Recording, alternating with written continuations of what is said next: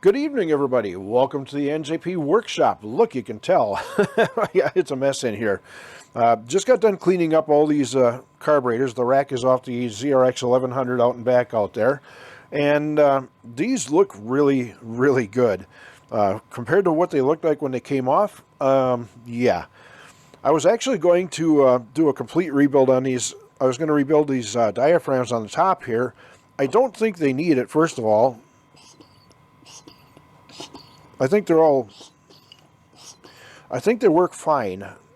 And the big problem I ran into with this is the ones that came with the kit, specific kit for the ZRX 1100, these are too small. I can tell that without even putting them on the,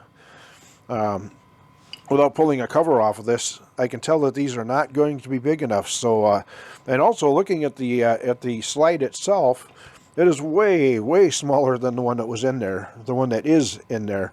In fact, the bore and the carburetor is actually bigger than the wings on this slide here, so this ain't going to work. Did I do that? Yeah, I know, breaking glass. But anyway, other than that, the rack looks really good. And like I said in the last video, this thing was just full of guck. I mean, you couldn't see any aluminum in here at all. This was all just yuck. And these float bowls, I mean, you look at them now, you would never be able to know that they were so bad when they first came off the machine. There was stuff, gathered down in the hole down here where the jet is. Just green. I mean, the outside of it is not as clean as the inside, but this is definitely cleaner than it was.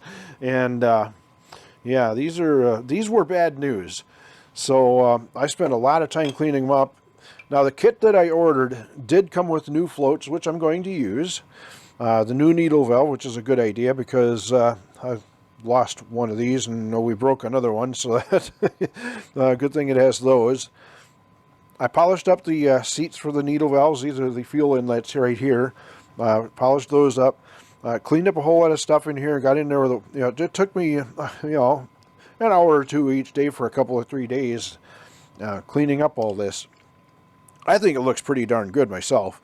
Let's put one of these carburetors together. I'm not going to make you guys sit through the whole thing, putting them all together. I'm just going to put one of them together, and then I'll show you the finished results once they're all done. First thing I want to do is, now the kits came with brand new emulsion tubes, which is awesome for the main jets. So I can put those in. And that's a 6mm, I believe. Yes, it is a 6mm. And I did have one sitting right here next to me, and there it is. I knew it was there someplace. So in this, you really don't want to reef on it too much. Just give it a nice little twist. That should be more than enough to hold it in place. Now, the jet that came with the carburetor kit is not stamped. I don't know what size jet that is. Can you guys tell? I don't know. The camera's not really focusing on it, but there's no stamping on this, so I don't have any idea what size jet that is. The stock ones that came with the machine were 95s, and I have those set off in a safe location elsewhere at the moment. So I actually have a box with all kinds of different jets in it, and yes, they are all labeled. And in fact, there's the one right there that I was going to use, but these are all different size jets. You got 95s, 98, 100s, 102s, 105, 108, on up the line. Stock was 95. I'm going to jump up one and go 98s. Now, if I carry through with my plan, or a possible plan, the airbox, well, we'll have to play that by ear. But the airbox is a major, major pain in the backside. So I'm thinking about putting these little pod filters on here and doing an airbox delete. In which case I will have to go to a different size jet. And I'm not sure how much I need to overjet on that for these, but I'm sure I'm going to have to jump up a couple of sizes. But these pods will sit right on the end of the carbs like that, and I think they look pretty slick on there. It's not going to be stock for the bike, and I know that. And riding the range is going to be a little tricky, but I don't know. Like I said, we'll have to see when I get out there and start reassembling the bike what kind of a pain it is to put the airbox back on. I know when I took it off, it took me almost 6 hours to get that doggone thing. I know, 6 hours, I know. But, all right, so I was going to show you guys how to put one of these together, and that's one we started on already. Like I said, I'm going to jump up a jet size. I'm going to go to jump up to 98s. There were 95s in there. I'm going to go to 98s. One size probably not going to hurt a whole lot. Might help the engine run. I don't know. It ran pretty decent before, but we'll see how this works. And that screws right into that emulsion tube. A little screwdriver. Again, don't reef on these real hard. Just give it a little twist. You want to make sure it doesn't fall out. You don't want your jet falling out on you. But at the same time, you don't want to over-tighten these things because you will strip them out. They're just brass. And especially where the emulsion tube goes in, that's going into aluminum there. Yes, for those of you in Europe, aluminum. So, that's that. The main jet is in. Next up, I'm going to put the pilot jet in there. And the originals were 35s. I know you're not going to be able to read that on the camera. But trust me, they are 35. I have the old man glass out here, and 35 for the originals. And once again, in the kit, I'm not sure. There's no stamping on this, so I don't know what size that one is that comes in the kit. So I've gone really in depth on the original jets, and they are clear. I can look through them and I can see daylight through the centers on these. So I'm thinking about putting these back in. So I'm going to do that. Just drop that in there. And you're going to take the screwdriver and tighten it up. Make sure you have a screwdriver that fits into the hole. And again, don't over tighten, just give it a nice little twist. There it is. Your main jet and pilot jets are in. Now for the mixture screw. This was the original one that came out of there. And this is the one that came in the kit. You want to check these out, hold them next to each other, make sure that they're absolutely identical, which these are. The camera's showing it or not, I don't know. But these are identical. The only issue I have with these is the spring that came with them with the kit is slightly shorter than the original spring. This is going to be hard to see on the camera, but you might be able to tell looking at that.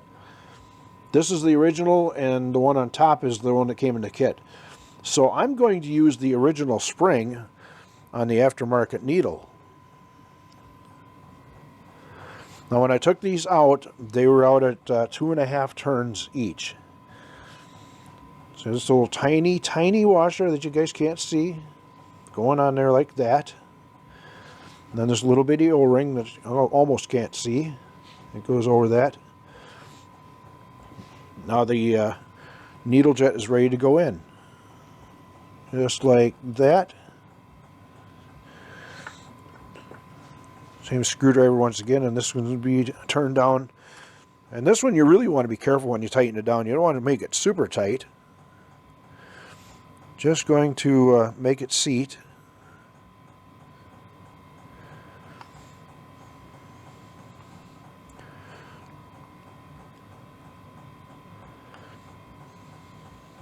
There we go. We are seated. Almost. There we go. We're seated. Now we're going to go half a turn, 1 turn, 1.5 turns, 2 turns, 2.5. There, done. Just like that. All right, now the kit came with new floats, which I am going to use. Pretty simple operation there. This little loopy thing that you can't see is very, very tiny on there. Just goes over the little antler that's sticking out there. It's really all there is to it. Drop it in place. Don't drop. Set it in place. And you guys really can't see that. But set it in there. Take your little pin. Put it in there like thus.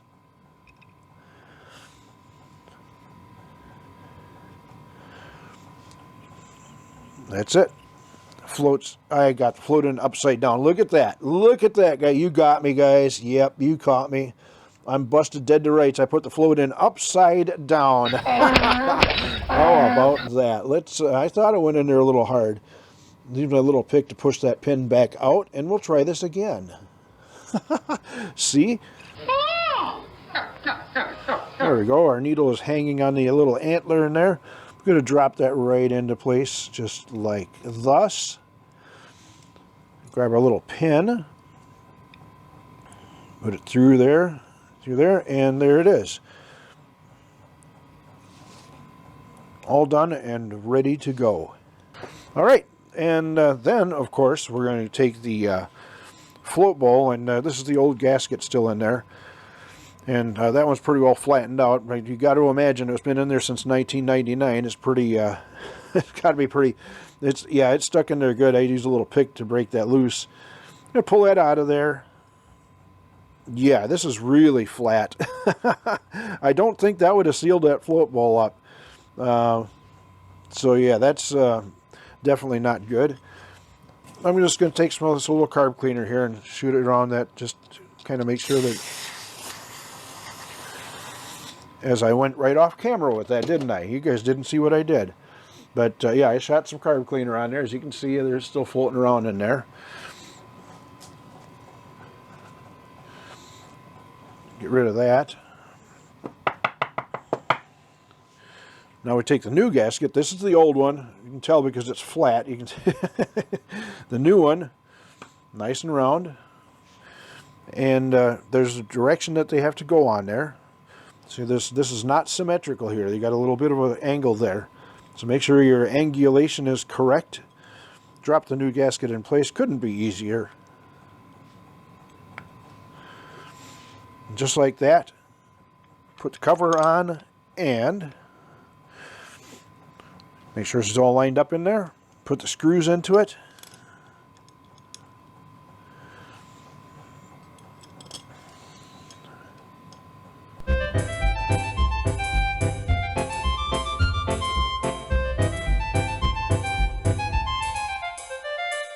Done deal. One carburetor done. 3 left to go. How long you been standing there? I didn't even see you guys come back in.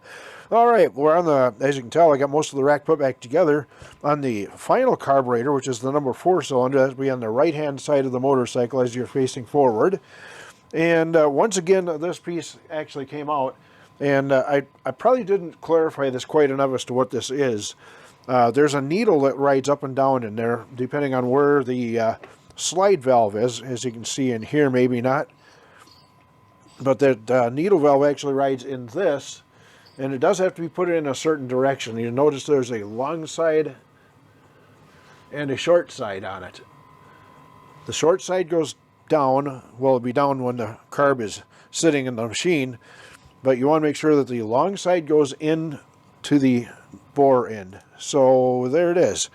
And that's actually held in by this emulsion tube, which is the main jet. So we're putting this back together now. And this one actually has the incorrect jet in it. I won't say incorrect, but the jet that came with the kit, which I have no idea what that is. It's a mystery jet. So I'm putting my 98 in it. It's the last one, as you can tell. And maybe you can read it, maybe not. But we'll set that aside for the moment. For right now, I'm going to put the emulsion tube in there. Take my 6mm socket once again, tighten it up. You guys seen this already. I've done this 3 times already. Well, you guys didn't see the 2 of them that I did. Again, don't over tighten. Just remember, one day you're going to have to tear this damn thing back apart again. And you don't want to make it difficult on yourself when you have to. Unless you sell the bike. And I don't have any intention whatsoever on selling that.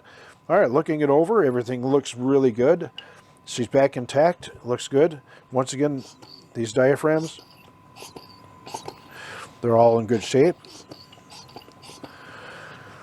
Now, most likely, I'm not going to get around to getting these put on there right away, because before we do anything with that engine, I need to go out there and do an oil change on it, and take the spark plugs out, shoot some oil down in the cylinders, and roll it over a few times.